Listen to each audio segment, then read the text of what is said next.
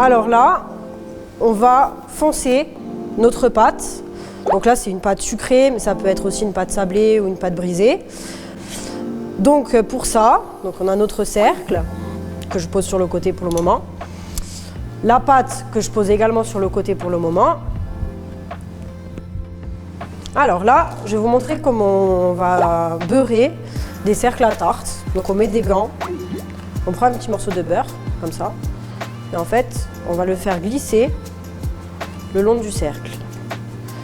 Ça va servir déjà à accrocher notre pâte quand on va la foncer. Et aussi, ça va aussi aider au démoulage.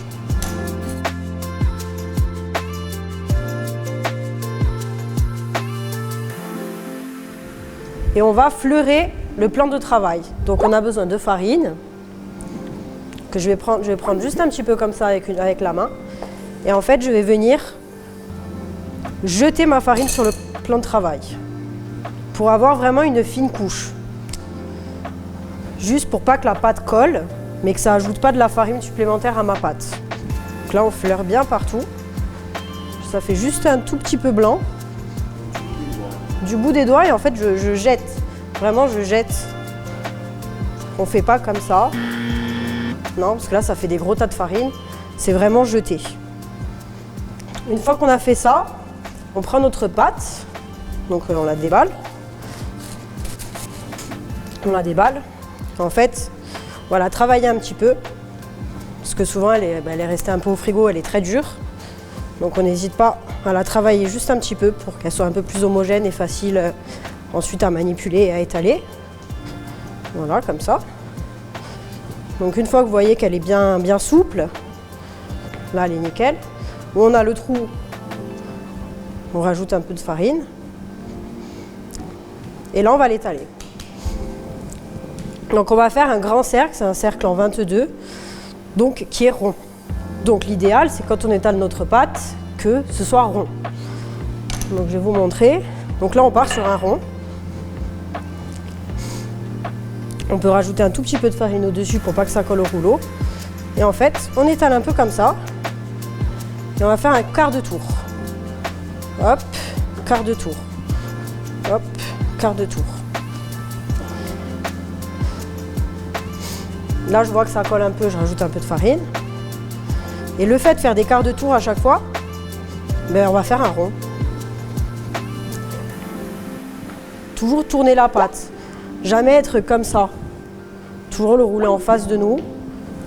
Et on étale comme ça. Et si on veut faire dans l'autre sens, c'est la pâte qui doit tourner, c'est pas nous. On va poser notre cercle au milieu, comme ceci. Je vais découper sur le côté, tout autour de mon cercle. Donc là, ce qui me reste, je l'enlève. Et après, je pourrais le réétaler pour faire d'autres tartes. Donc là, je pose mon cercle sur le côté. Avec mon rouleau, je vais venir récupérer ma pâte, comme ceci. Je fleure encore mon plan de travail, toujours pour pas que ça colle. Et là, je vais venir mettre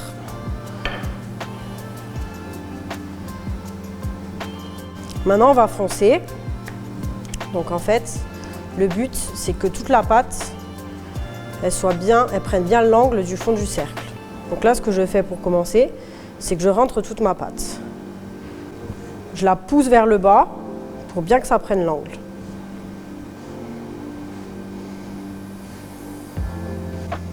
Une fois que c'est comme ça bien partout, là, je vais faire pareil, mais là, je vais vraiment appuyer vers le fond pour créer vraiment l'angle.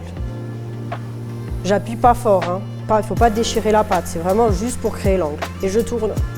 C'est pareil, c'est le cercle qui tourne, c'est pas moi. Donc là, on regarde que ça a bien pris les angles. Normalement, si c'est bien beurré, elle doit tenir. Donc là, mes angles, tout ce qui me reste de pâte, je peux le mettre comme ça et passer un petit coup de rouleau.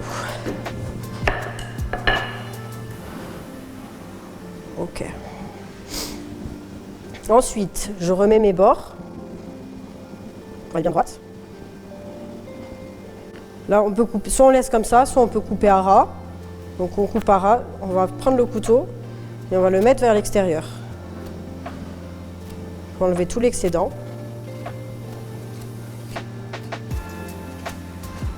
Et voilà.